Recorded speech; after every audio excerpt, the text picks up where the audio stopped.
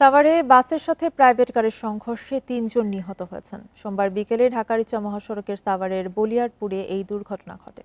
এ ঘটনায় আহত হয়েছেন ২ জন। হাইওয়ে পুলিশ জানায়, ঢাকাগামী একটি যাত্রীবাহী বাসের সাথে উল্টো পথে যাওয়া প্রাইভেট কারের মুখোমুখি সংঘর্ষ হয়।